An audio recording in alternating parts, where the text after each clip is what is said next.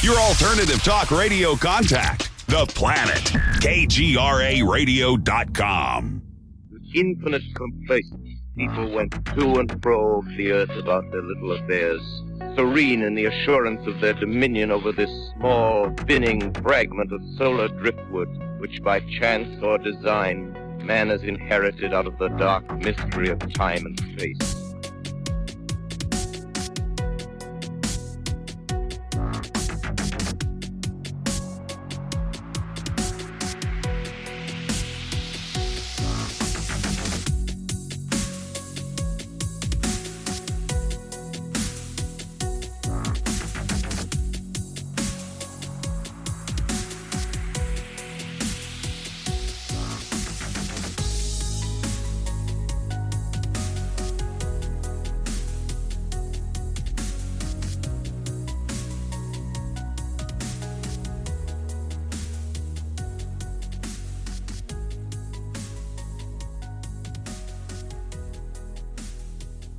Just mystified by certain things I've seen, and can't explain everything, but right. It's awesome to document it and hear people's stories. So thank you for doing what you do. Well, no, I appreciate and thank you for being willing to come on. I wouldn't have a show without you guys being willing to do so. And I'm excited the fact that you emailed me, of course, to let me know, hey, I've got a couple of encounters that you might like to hear. But my favorite part is I don't know any of the details. I just know where they took place, and that's one of my favorite things is to be kind of in the dark as we plunder through this. So yeah, wherever you want to start, Adam, with this, go for it. Awesome. So I was 17 and at the end of senior year of high school, 2004, and it was the spring of 2004. The end of April or the first week of May and of 2004. And my dad and I had driven to New Mexico to visit a small little herbal medicine and massage school that I was interested in going to. I wasn't going to go to college. I wanted to study natural healing and herbal medicine. And after a really cool trip to Silver City, New Mexico, where this school is located, which is just south of the Gila National Forest, we were on our way back, and we decided to camp at this national forest, Cibola National Forest, which is northwest of Truth or Consequences, New Mexico. And it's actually there's several patches, but this is one of the southern patches of the national forest, and it's a really rugged, mountainous area, ponderosa pines. And we got there to the campsite, and had like a canned beef stew dinner, whatever. And I was young, and my dad and my family, I grew up camping with them and doing lots of outdoor stuff, so I was no stranger to the outdoors. And there's this really rustic kind of shelter that was put out, and I've never seen anything like this, but I'm sure there's plenty in lots of national parks and forests. It's just like a 3-walled structure with a angled roof, basically just to protect you from the elements, right? Mm-hmm. And you're out there in the middle of nowhere, so it's a good place to camp if you don't have a tent, etc. So we decided to camp in this little Forest Service provided shelter. It was a pretty good fire grate, and so a big fire, and got to see the mule deer go up the hill at night. It was pretty cool. That day when we got there, we'd been on a pretty big hike just to kind of look around the area, and went up to the top of the nearest peak, just kind of scrambled up and scrambled down and found our way back to the campsite. So we were pretty tired, and my dad and now me, but at the time, not so much. My dad's a big snorer, and, I inherited that. But at the time, I was laying awake. We're laying in this structure, which I'll try to give the dimensions. It's like, it's probably about 6 feet wide if you're staring at it like across, and then about 5 feet tall, and then sloped backwards a good 8 or 9 feet down with a slope of about maybe 2 feet. So like a, 45-degree angle or something. Mm-hmm. Pretty simple structure, like a kind of a barn-like structure with an open face, a short little back wall, and 2 sides. So the front is open completely. And so we're laying there with our heads towards the back, and like I said, there's the ponderosa pine forest. So there's these huge old growth ponderosa pines. Like we couldn't even put our two arms around the one that was right in front of, like if we tried to hug it, we couldn't connect our arms. It was so big. It was right in front of the structure. But there was a path that led between the structure and the ponderosa pine that was about maybe 5 feet between the structure and the tree. So we're there, he's sleeping, snoring away. I'm trying to sleep, but I'm not asleep yet. I'm not even like, really, my eyes aren't even really closed. I'm just kind of laying there and listening to him snore. And, it's dark. The fire's pretty much gone out. I have no idea what time it is. It's probably, 10 or 11 because, you go to bed when the sun goes down. So we've been laying there for maybe like half an hour, 45 minutes, maybe an hour. I was trying to sleep basically, but couldn't because of his snoring. It can be kind of difficult. Yeah. Mm-hmm. Yeah. I mean, and I'm guilty of that now. So as an adult, I hated that. So, yeah. But I'm just laying there trying to sleep, and I'm not falling asleep. And then the next thing, and this is where the story really begins, and I guess I'm kind of leading up to it get as much description as I can. I mean, I'd even like to describe the forest floor is very hard. These desert mountains, the dirt is very compounded from animals and people walking on it. It was a trail right in front of the structure. So I hear this thud, thud, thud, and it's like really big banging that is approaching quickly. And so I sit up as fast as I can, and this is what I immediately assume, because this is what my mind wants to believe. I'm thinking, oh my God, it's a bear that runs right past the front of the shelter. But also at the same time, my mind is questioning that, saying, wait a minute, that's not a bear. Because this thing's gait, and it was on two legs, this thing's gait as it ran past the structure was so wide that as it stepped in front of it, its other leg swooped across, and the width of the structure was probably about 6 feet. And all I could see and it was probably, the structure's about 5 feet tall or so at the roof. All I could see were its legs and like hairy, thick, tree trunk sized legs swooped by. And it just kept going. It just ran by. And immediately, like I said, my mind's trying to process this. Okay, it's a bear. Wait a minute, that's not a bear. Do bears run on two legs? If they did, could they be so vertical and so fast? It just didn't make sense. It was like an Olympic sprinter. hairy, thick legs. And this is, it's nighttime, it's dark, it's a forest, but it's bright enough. If anyone's been to the Southwest, you live in the Southwest, but you've been out where there's no lights at night, even without a full moon, the stars are bright enough to light everything up. And I have exceptional night vision. I can see in the dark really well, and my girlfriend's always like, I can't see anything. I'm like, how can you not see that? It's like, I guess I really could. But point being, at the time, I didn't even wear glasses. I had really good vision at the time. I was young, but this thing was right in front of me, and its middle leg stepped right in the middle, and its one leg stepped right in the middle, and the other leg swung through. And I didn't even see where that one landed because its gait was so wide. And I'm in high school. I'm in honors anthropology at the time on spring break. I've been reading about Gigantopithecus in my textbooks. I'm like, okay, this thing it's real. And this is, I grew up hearing about stories and whatnot. I never went to go look for anything, but this was right in front of me, and I think he was curious who was making all that sound, all the noise. My dad snoring. He wanted to know what was going on, but I really do think it was not a bear. It was some kind of Bigfoot, Gigantopithecus, southwestern species, of which maybe there's a couple different species. Who knows? I mean, I was blown away, and I went up the next day after, because I was kind of shocked and scared in the moment. It was like, I'm not getting out of my tent, or not tent, the structure. I'm not going to get out of here. I'm just going to try to go to sleep. And I did. Didn't hear anything the rest of the night, but I was shaken, definitely. Because at the back of my mind, I'm like, I know this isn't a bear. But in the front of my mind, I'm like, this could have just been a bear running by.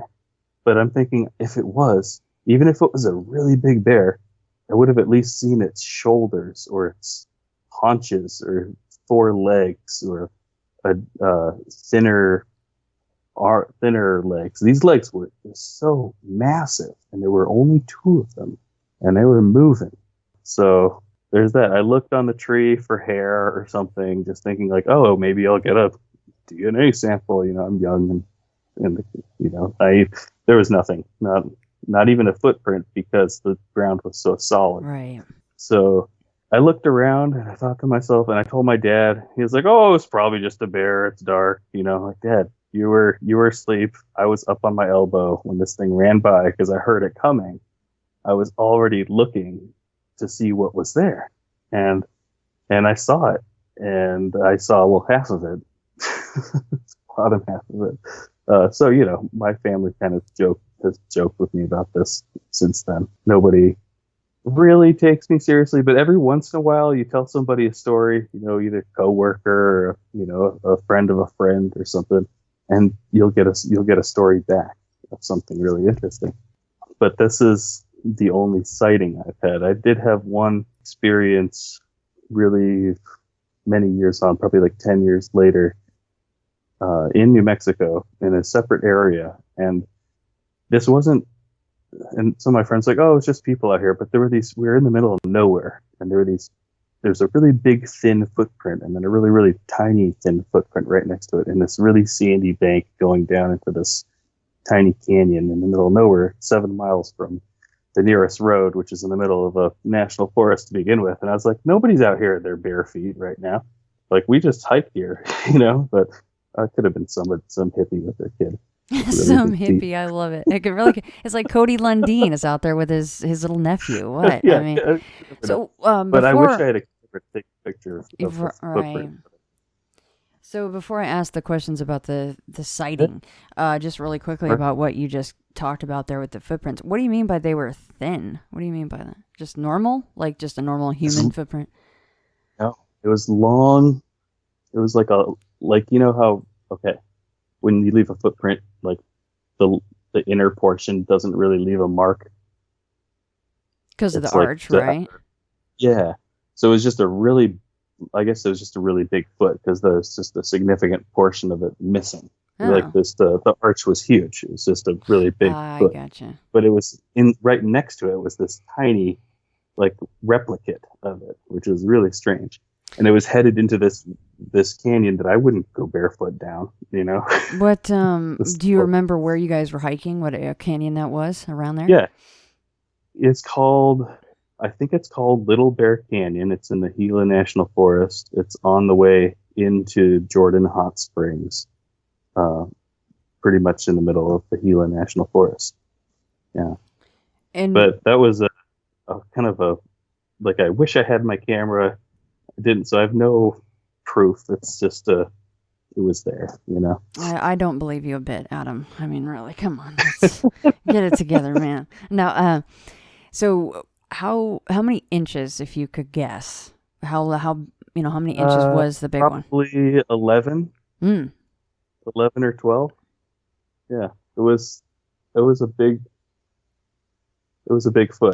footprint. Yeah. How far did the trackway go?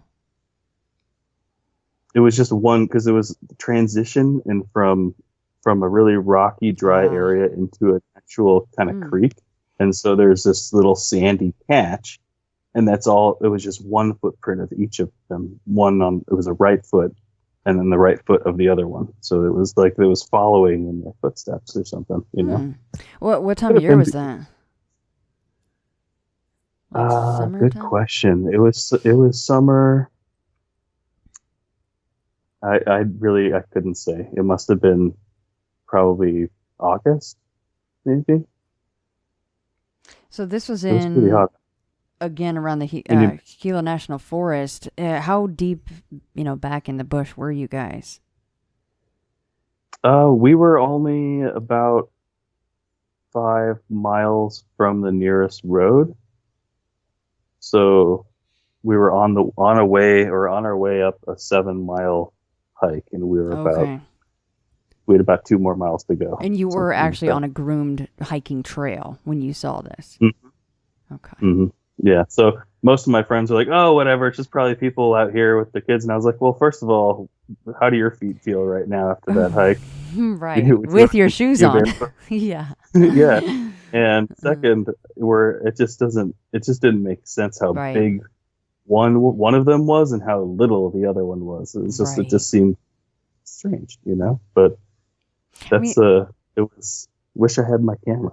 I mean, and this is 10 years after your your sighting. Did you say to your friend, "Oh, look, they're back"? Maybe it wasn't 10 years. I'm trying to think of when this actually was. I'm trying to think of who was with me at the time, because I've been there in that area so many times with so many different people. Yeah, dates are tough. Even years can be tough for me to pinpoint, so don't worry. It wasn't 10 years. It was less than 10 years. Okay. It may have been 2006 or 2007. It just seems like it was further than it was, but I'm trying to think who was with me, because I've been on that hike quite a few times. And now, what did that friend say when they saw the barefoot prints there? I mean, they didn't care. They said hippies? It was just hippies. Yeah, they thought it was just probably some people with their kids out here. Yeah, there's damn hippies out here again. A large foot. If it was, then I mean, that's probably why they can handle walking out there, is they have giant feet. Who knows? Yeah. But it was off. It had this. It didn't make sense. It was out of place kind of feeling to it. Right. So how big it was and how small the other one was. Like, it was. If it was compared to a human child, it was like a 2-year-old size foot. Yeah, and who would be walking their 2-year-old out in kind of a high desert area where there's plenty of snakes and things like that, right? Out there. Yeah, I mean, listen, lots of parents make really poor decisions with their kids, so it's not out of the realm of possibility, but still, it does seem very strange. It was very out of place. Definitely. You know how people say they get weird feelings, like they're being watched, or did you get any of that? Oh, always in that forest. Really? Yeah, I mean, I did one plant identification survey in the Aldo Leopold wilderness, which is kind of in between the Gila and the Cibola, and the whole time I was out there, I felt like I was being watched. I didn't see any. I mean, there's a lot of bear scat and stuff, like I'm always on the lookout for stuff. I didn't see anything. But I mean, I grew up camping and stuff, and I've had a lot of things come around and sniff my tent. So I'm always listening, like something's out there. But that's the territory when you go out into the forest or out into nature. You kind of have that innate feeling, I think, just as like a kind of evolutionary guard. You have that guard up maybe just a little bit, but as well you should, right? Yeah. Yeah, but lots definitely, there. There's mountain lions out in the Southwest, and even here in the Pacific Northwest, I hear every once in a while. Even though they want to deny it, there's no big cats out there, but they're out. Yeah, my dad's place that I was mentioning, we had a neighbor that would go fishing and then throw the fish heads just right out into the road for some reason. And we would... Interesting choice. Yeah, hippies. There you go. We'll just blame it all on the hippies. God bless all you hippies listening. Sorry, we love you. But it would bring in, you'd go out the next day, fish is gone, of course. And there would be massive cat tracks out there. Huge. And we're like, maybe you could stop, throwing your stuff outside that, predators want to get after. But, it was, it's impressive. You're right there by southeastern Arizona, really any southern Arizona and southern New Mexico are pretty much subtropical at this point, almost. And what that does is the whole suite of species are migrating north. Well, it makes you wonder about the big except fetuses, they're mammals. And you know? what happens is I've actually, yeah, definitely. And interesting you mentioned these big cats because I had this really amazing sighting of and people will argue this, but it was a half mountain lion, half bobcat, or some kind of cat hybrid, and it was near Pima, Arizona, at Indian Hot Springs, Arizona, and we were all just sitting there in the hot springs, and it walked by, smiling, wagging its tail, and it was the size of a mountain lion with the huge tail, but with the patterns of a bobcat. Oh, some that's similar. weird. Oh yeah, it was out of this world, beautiful, and we'd known something had been around because we hear it killing things at night. This place is wild. I mean, Arizona's wild. Yeah. The whole Southwest is wild. But yeah, that's one of my cool sightings, and that one there were people with me who saw it, and interestingly, we were all nude. I'm actually kind of was one of those hippies, Busted. So we all stand up butt naked. This thing's watching us. It was probably about 25, 30 yards away, and it just walked across the property and wagging its tail, smiling at us, and we never saw it again. Well, you know why it was smiling? Because it looked to it, you guys look like the bunny from Fatal Attraction, just simmering in the pot. He's licking his chops. Probably. That's a cool sighting, though, because I mean, in essence, that's a cryptid in a way because it's not something that's named, right? I mean, I don't know what you'd call the that. Felix genus is the cat, and so a species can technically hybridize. And I do have a degree in botany and chemistry, so I'm a little bit of a science nerd. So is there a name for something like that then? Am I wrong? Like a cougar and a bobcat? It would be the name of the genus, and then the two species names, X with an X in between. Well, I mean, if you were going to name it, yeah, of course. But I'm just saying, is that in the books, though? Is that something that, has been documented? I think so. Maybe a few times. It is okay. It's a possibility. I didn't. Yeah, that's so cool. I bet that was a cool sighting. Something that large, but then the patterns of a bobcat, which are unmistakable. Yeah, it was wild. It was totally camouflaged if it had been in the bushes or the shrubs, but it had walked across a cement paved area, so it was just right strange. there. No, seriously, he was like, "You guys just stay on in there for a little bit longer. Keep on cooking. You're almost done. Don't worry about me." Exactly. Okay, so swinging back to the sighting in Cibola. So the snoring is something that has been postulated before as far as being something that is interesting to a Bigfoot. I could see why it would be. And possibly bringing them in. Now, the other thing was, of course, you guys were, like you said, you were cooking like canned stew and things like this. So, there's a couple of different maybe reasons why something would be interested in you guys. I mean, as far as the shelter goes, I can picture it, of course, but the whole front of it is completely open, right? That's totally correct. Yeah, it was completely open, like a big square. Okay. And there's I recall, a 2 or a 4x4 threshold across the bottom on the ground, where there's inside very comfortably gravel laid out. Oh, how nice for you. Comfy. I mean, at least you had something, I guess, but my goodness. So that was put up by the Forest Service. And and also it's just so cool because I can kind of picture, you painted the picture and I can see that thing walking by. How far from it do you think you were?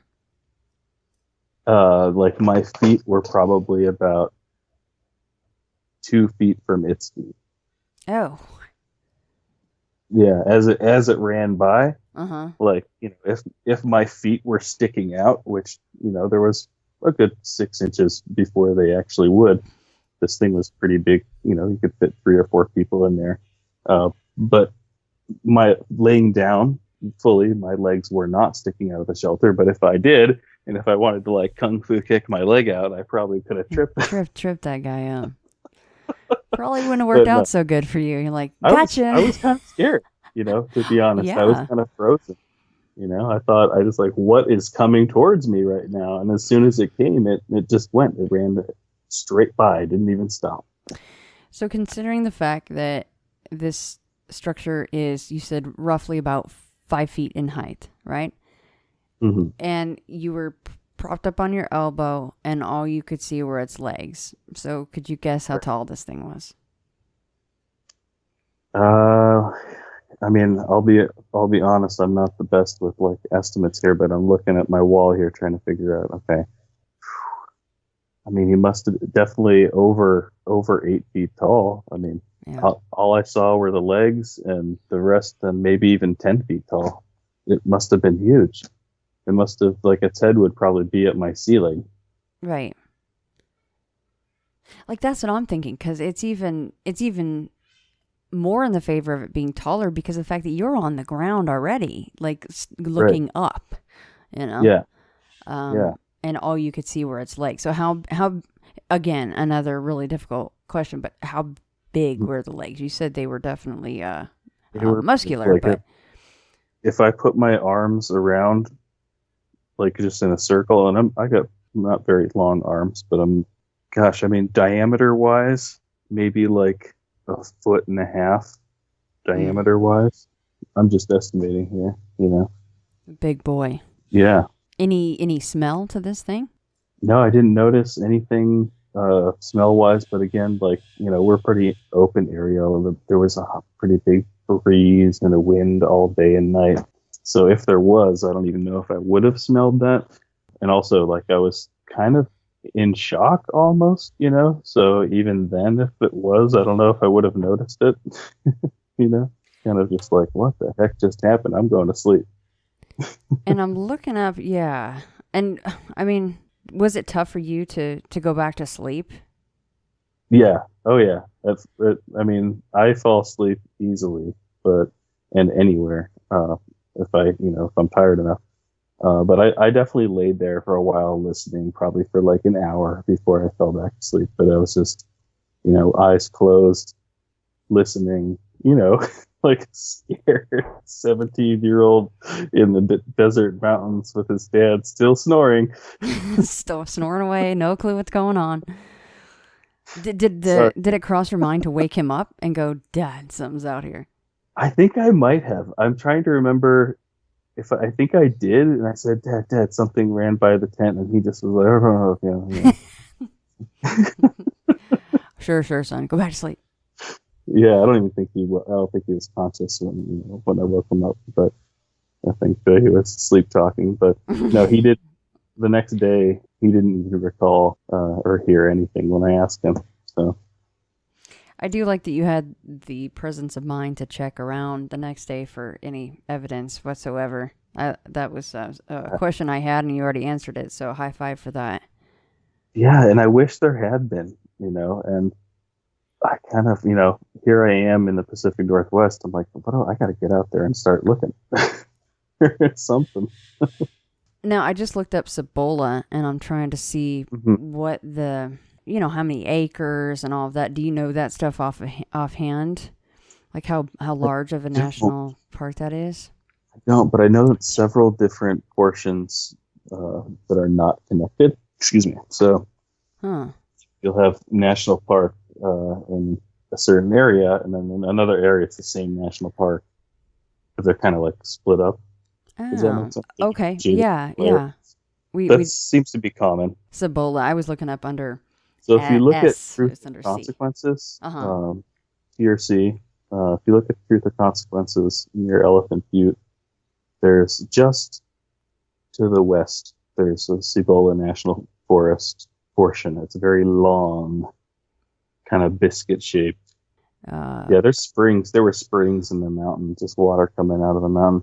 But here's exactly where we was the Apache Kid Wilderness, or the Apache Kid something or other. It's a tiny little camp campground. Apache It's on. Kid, like KID?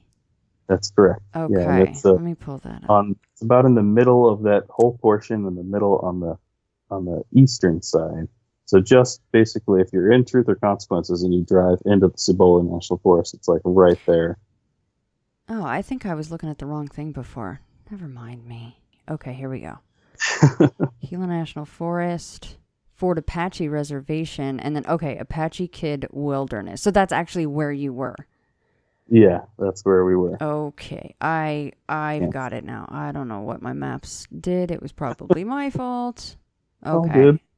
Once you go further west, the Gila National Forest, and then Tonto and Coconino, cool name, Everything's all is connected. large. Yeah. Like, it's not far to get to any of those places.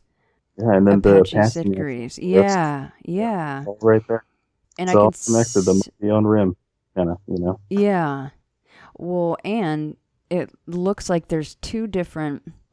There's the Fort Apache Reservation and San Carlos Reservation, which means those are definitely areas that are going to be, less populated and less kind of, disturbed with some of the things that we like to do with land sometimes, Oh yeah. There's a lot of wildlands out there. So, and there's definitely some pretty large peaks out there. I'm trying to look at this Sheep Mountain peak, but it's not giving me. I know this is very titillating for everyone listening. They're like, "Oh my God, just stop it." But the point is there's a lot of places to move around for these things. Do you think that they would stay year round in a place like that, or do you think they move? That's a great question. I mean, I've with the research I've done, it's suggested that they're migratory, and I think that and personally, I believe that they exist. Just based on my own and others' experiences. So yeah, I think that they're migratory, and I think that the part of the reason we don't see them is because they're always moving, probably even when it's not a migratory movement. I think that their diet probably requires them to have cover a really large area, kind of like a bear or a mountain lion. And then you've got there's that other perspective that there might be more like magic involved maybe in their ability to keep hidden, kind of choose to be seen or not. What do you think about that aspect of it? I don't know. And I think that there's like the two different branches, right? That maybe it's the magical thing, and then maybe there's like the UFO connection. I honestly don't know. I have a few UFO experiences and sightings, and I can't really draw the line between the two necessarily. Like, I'm not going to say they're not connected, but I also have no reason to think that they are. Right. So, but I don't know. That's a fascinating area to explore. But personally, I think that there's a huge amount of life and mystery that we don't know about on this planet. I mean, we're so naive to think that we understand things, that we, ban certain plants and say, oh, this one's not allowed or whatever, noxious weeds or whatever. But we've done so much destruction to the planet that we're really we have no right to choose what can live and what can die. And I think that maybe this Bigfoot, different, whatever, maybe there's 2 or 3 different species around the planet, or maybe more. I think that their key to survival has probably been moving around, and not staying in one place. Because if they had, then, we probably would have more evidence. But I think that they're probably just as intelligent as us, if not more so, because they're able to remain so hidden and cryptid, and we all kind of wish for that moment where, oh, we've caught one, right? But I also kind of wish we never do, in a way. Yeah. Keep that mystery and keep their mystery a mystery, out of respect almost, That's what makes but it I'm fun. fascinated. Yeah, I'm fascinated with. I think that they're out there, some watching people, listen to a lot of your podcasts, and some of the stories are amazing, and you really wonder, when is, even whether it's, UFOs or Bigfoot or paranormal, like when are we really going to document the connection between us and the other, whatever that other is? That would be really cool. We don't have to capture a Bigfoot to document like interaction, or something like that. So it's just going to take the right amount of, dedication. Someone's really got to get out there with a microphone and a camera, say, ready to interview Bigfoot. I don't know, Adam. I think that when they're disappearing into portals, we can't do that. It's just not. It's not going to happen for us. Well, that might be what's happening, right? It very well could be. No, but looking at this map further, and Yeah. I don't know what show it was. It might have even been my own. And even back on show notes with Shannon, when I was still on Sasquatch Chronicles, I interviewed Jesus Payan. He was on Breaking Bad, and he's also come back on Into the Fray. And, he's in that area, and I think he's even mentioned that in and around Albuquerque, people have seen things, and looking at the map, sure, there's a big open space.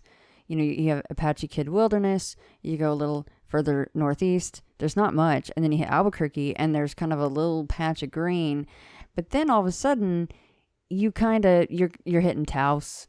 And then I see Carson National Forest and San Juan National Forest. And then you're up into Colorado all of a sudden with tons of massive mountain ranges. So I just don't, like you said, I just don't think it's out of the realm of possibility that these things maybe come down into these more sparse areas, especially at certain times of the year.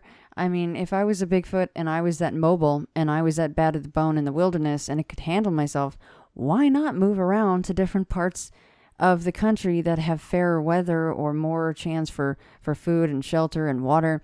I mean, isn't that why people that have plenty of money, they'll have a summer home? Because by God, who wants to be up in Wyoming when it's, you're 12 feet deep in the snow, if you have the option to go to fair weather and be more comfortable? So, and I don't think it's so much as a comfort thing for them as a survival thing. But, even my Bigfoot in Nevada episode pretty much touched on this exact same thing, kind of seeing something in a place that you wouldn't exactly expect it, but it doesn't mean that it's an impossibility. That they probably do move through various parts of the country, even surprising ones.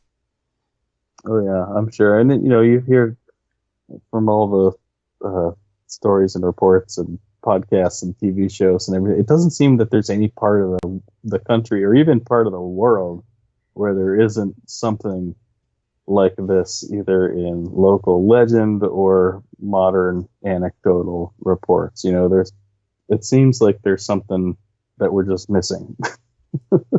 Do you ever think back to, either when it was approaching or when you finally saw a leg, do you wish you would have gone, hey, or hey, you, or, made a noise, or are you kind of glad that oh, really? If I'll tell you what, that's a great question. If I had known that it wasn't a bear, then yes. But because of my mindset and where I was at, I was preparing for a bear. Right. You know what I mean? Because there's bear. I just saw a bunch of mule deer. Like I wouldn't be surprised if a bear comes roaming by. We just cooked the can of stew, right? So I'm thinking that as it's approaching and I'm hearing this stomp, stomp, stomp, stomp, stomp, stomp, I'm thinking, okay, get ready, here comes a bear. But as immediately as it goes by, the time it takes for my brain to process that wasn't a bear, right, it was already gone. Right, right.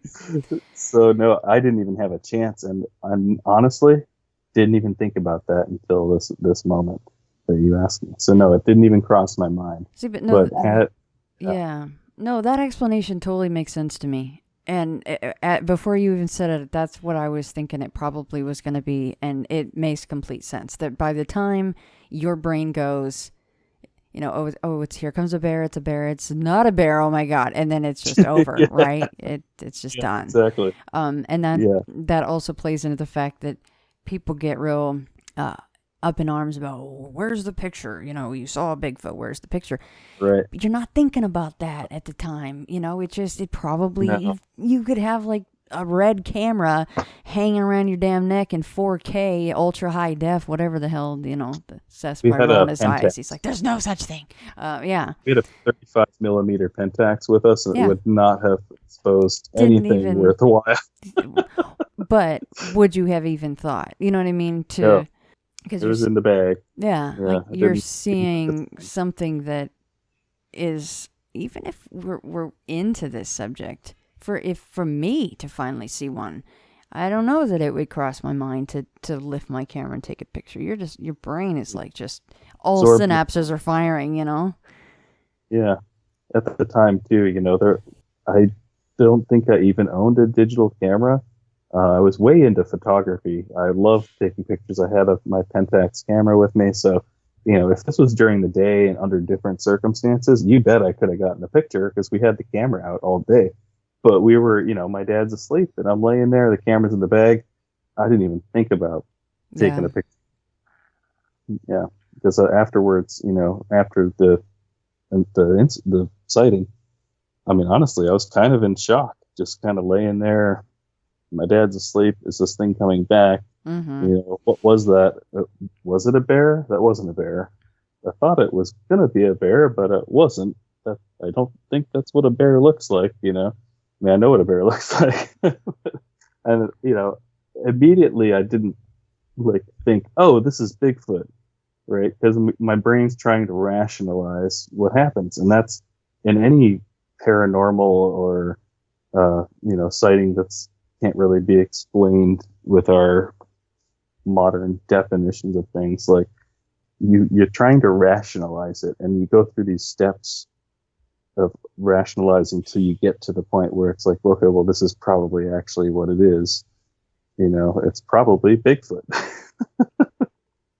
I mean, were you so you weren't really into like Bigfoot really too much. You said the Gigantopithecus came along in your studies, but were you into Bigfoot at all? No, I mean, as a child of the 90s, I loved watching all those shows, like, all the National Geographic stuff and the unexplained mysteries and unsolved mysteries. And, Mm-hmm. I loved all that stuff growing up, but that was all entertainment for me as a kid. I never really like researched it or anything. But when I had that experience in New Mexico and then I moved to New Mexico, I definitely along with my studies of herbal medicine and natural healing, I definitely studied paranormal stuff. And once I saw a few things up in the sky, I really started looking more, and then there was just the footprint and just a bunch of little tiny things. And then you start talking to people and you hear stories and just, it kind of, your interest in it builds. Yeah. And someone gave me a cool book of like mysteries of the world and stuff, and it's just, there's so much out there in the history of our planet and what's going on now that we just don't know. There's so many mysteries, and the Southwest is full of them. It seems like it just goes on and on. You can go anywhere and find traces of people or, see strange animals, whether it's a Kota Mundi or a, rattlesnake. It's a wild place. Opened myself up to that, so to speak. And when I was a young adult, and during my studies, we would go. I did a couple apprenticeships. One was with this group called Voyage Botanica, and we would travel to Hot Springs, Arizona, or near Pima, and from there we'd go out, to Mount Graham or out into the desert and just explore around. And we'd always find just amazing traces of, ancient humans, or whether it's pot shards or old metates and stuff like that. And just open myself up to kind of the mysterious aspects of life, and had a lot of really profound experiences Well, I was out going to there. say, if you wanted to share any more of those, that would be awesome. Totally up to you. You kind of mentioned UFOs and some other experiences, right? Yeah, I did, and I interestingly, like as I mentioned, I have a recording I gave to Ryan about Ryan Sprague about my UFO sighting in Silver City, and I actually have to send him finish a small portion of that for him. So we'll save that for that episode. Yes, yeah, save that part for Ryan. Yeah. That's a whole other story. But yeah, I've seen things that it makes you question. Oh, what is that? Is that it's not a plane, it's not a missile, it's that's got to be something else. So anyone who's seen a fighter jet or heard, you hear it before you see it. So right. it's not one of those. But yeah, the Southwest is just a mystical place, and now that I'm in the Pacific Northwest, I feel like I've started to get out into the mountains a little bit, and I'm open to looking for things, but I'm working, and I'm a dad, and just trying to get by in this weird reality we have now. Right? Yeah. So, but I'm definitely going to get out there into the forest, and here we have the Gifford Pinchot National Forest, and it's a beautiful, beautiful place, and I've been out there every chance I get, but I definitely need to get out there more and start looking around. Well, if you find any more of those 3-sided shelters, you're going to have to take it up, because obviously you've had good luck so far staying in those forest ranger structures or Forest Service structures. Yeah, and I've never seen anything since then or before then, and I'm sure they're out there, but I'd be ever grateful to have anything like that at the campsite. It was, and maybe it's good luck for the Bigfoot sightings too. So, I mean, you never know, and it's good that now you're a snorer. Except you might sleep through it now. But there you go. Well, that's one more thing. This is kind of a joke, but I wanted to share with you, and you just reminded me. So I think maybe, but you're right. I think the story might have done something to draw him in, or her, whoever it was, Bigfoot person. But I have this philosophy about snoring, and you've heard about vestigial traits, like your wisdom teeth, or your tailbone, or your appendix, or stuff where there's kind of things, that evolutionary traits that are just hanging around, that used to kind of serve a purpose, but maybe don't anymore, right? Mm-hmm. I think snoring is one of those. I really do. I'm some people think it's a bad thing. It's a health problem. I really think it's an evolutionary mechanism to provide safety, like to warn something that you're there, and hey, there's something here. Go away. I'm like I said, I'm a scientist here, so I'm thinking evolutionary, like Charles Darwin right now. You got to think, if I have a trait for snoring, right, and a lot of people do, that means that it was passed on, because the trait for not snoring was not passed on, right? Right. So they got eaten. You're out in the savannah 50,000 years ago, and your tribe's out there, all the men are snoring. What hyena in their right mind is going to go mess with that group of snoring men? It's like there's a chorus of them over there. Not going to be like, gendered in this. Women can snore too, Yep. But I think it might have saved a lot of our ancestors, and perhaps attracted this one Bigfoot individual. Well, and it's not, that's not a silly theory at all. And it's like I said, it's not the first time on my show I've heard that someone was snoring and something came in to see what was snoring. And that might be another reason that, playing a baby cry can work so well with these things as well. It certainly draws them in.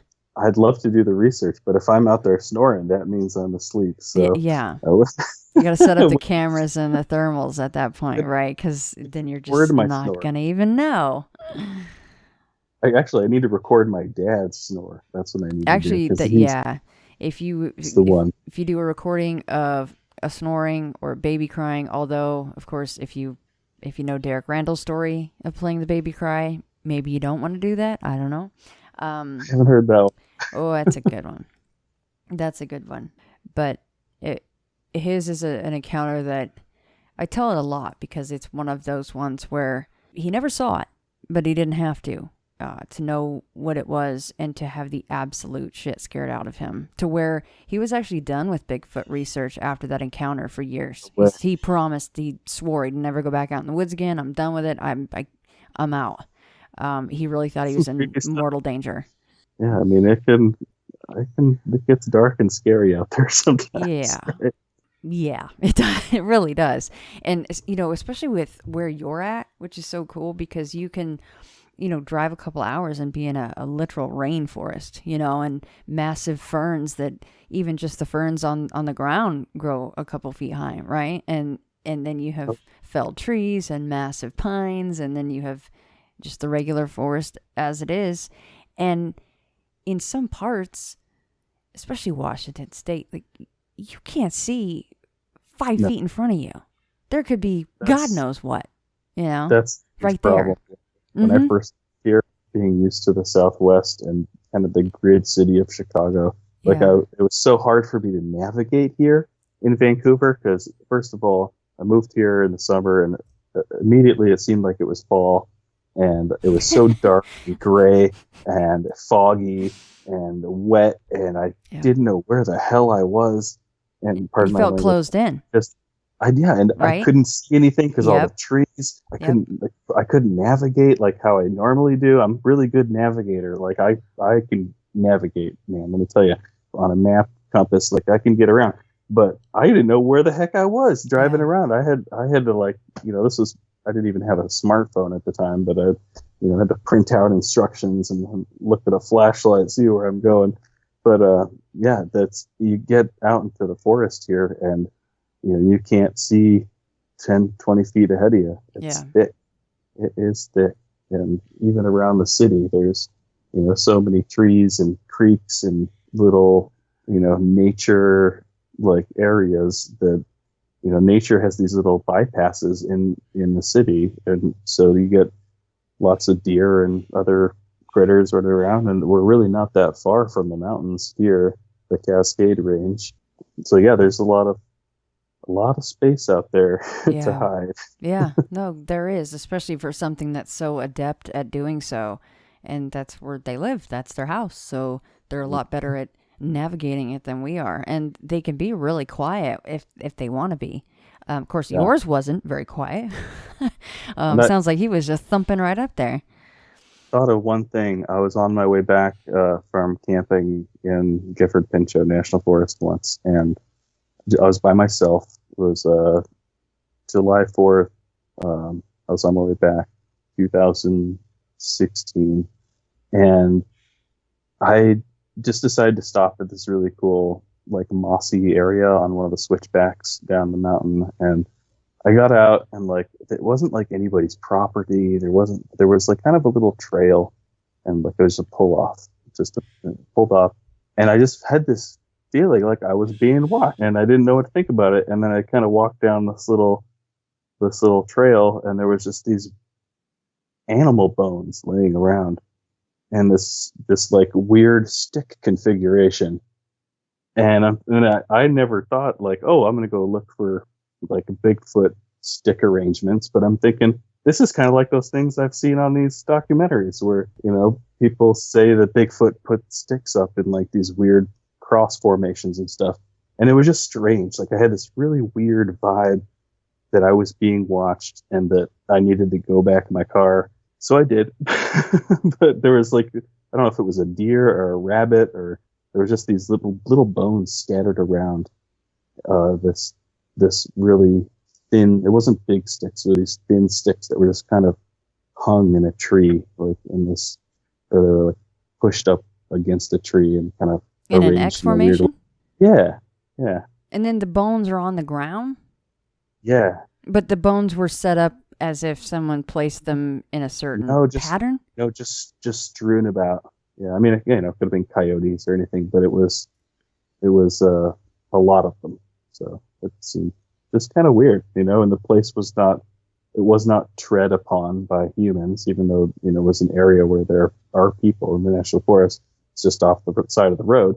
I, as I walked in, was the first one to, leave footsteps in quite a while. So no one had been there in a while. All the moss was all untouched and everything. But it was just a weird thing, You're And out there. you did get the feeling of being watched there and kind of hightailed out. Yeah, definitely. Yeah. Hmm. It was just a spooky, not even like, oh, this is Bigfoot really, but like, this is just really weird. This is a spooky place. Probably witches. Could have been witches, Or there's hippies. a lot of both of those around here, I felt like I was being watched, and there was like,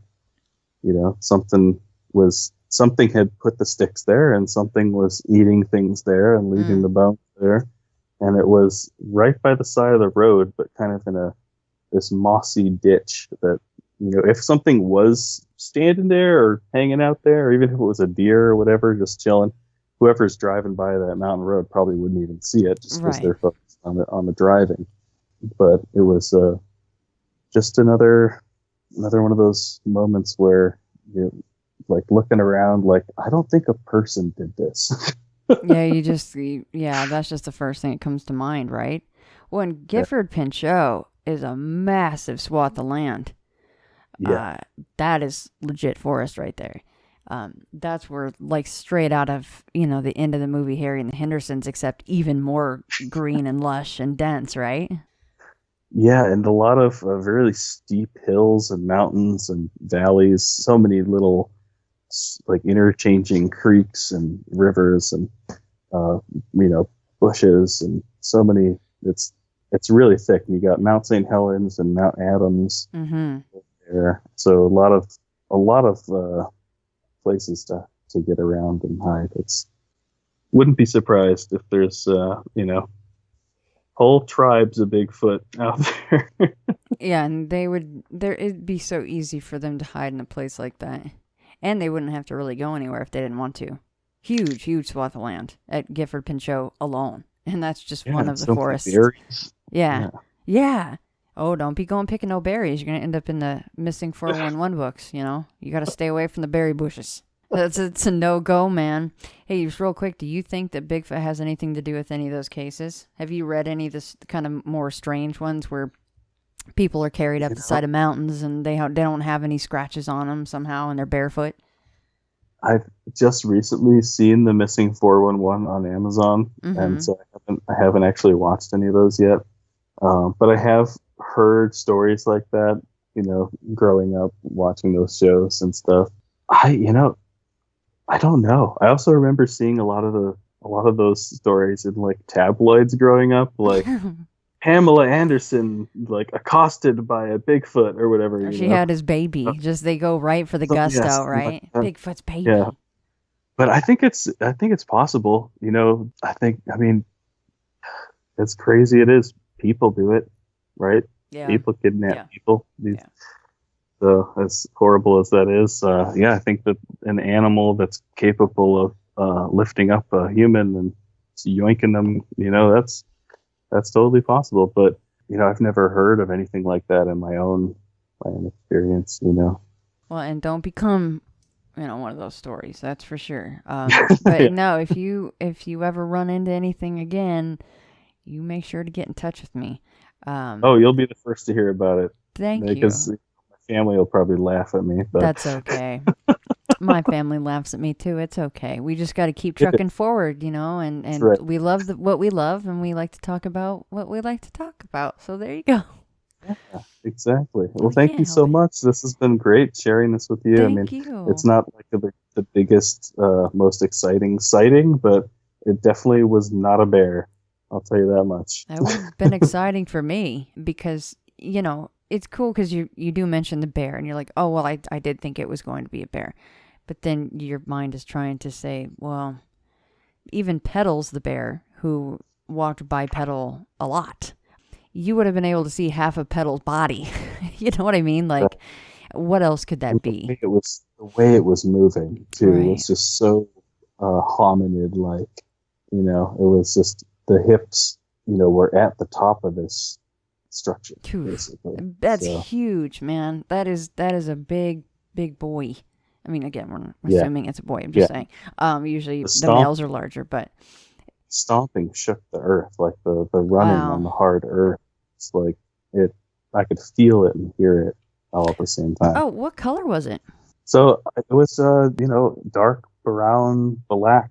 I mean, I couldn't even really see the colors. Furry, really, really furry. Like the fur was probably 4 to 6 inches long. It was so dense, and it was just like two big furry tree trunk legs, one in front of the other. The first one stepped in the middle, the next one swung by just through the whole front of the structure, and I kept going. Now, you guys were out there in April and May. Did it cool down? It Yeah. cools down at night pretty good out there still, right? Yeah. Yeah, it's cold. It was probably about 40 degrees. Did you get any glimpse at his feet? It was moving so fast. All I really saw were the legs because of how I was angled. Yeah. The threshold was a 4x4, right? And if I'm up on my elbow, it's kind of covering or blocking the front of view of the trail that's right in front of the structure. But I honestly wasn't looking at the feet. I was just trying to see what it was in its entirety. Yeah. So your eyes try to go up. Yeah. I definitely wasn't wearing shoes, I'll tell you that much. No Reeboks on that guy? He wasn't sponsored by Reeboks, anybody? no Nikes. Nope, no sponsor. Yeah. I mean, I'd pick Bigfoot for an Adidas guy, kind of, probably. Nike no wishes shoes. they could get their hands on him, There must have been big feet, but I mean, I didn't see feet, to be honest. I just saw the legs, and it was dark. It was nighttime. The starlight and probably moonlight were bright enough that I could see the ponderosa pine in front of the structure. I could see all the other trees in the forest. I could see up through this canopy into the stars, so I could see this thing go by, but I only really saw its legs. I wonder where its hands were, because a lot of times you do hear that their arms are really long, and sometimes the hands can hang down abnormally, far. I mean, it's not in every case. I'm just saying, like, maybe he was just, booking it, so his hands were up.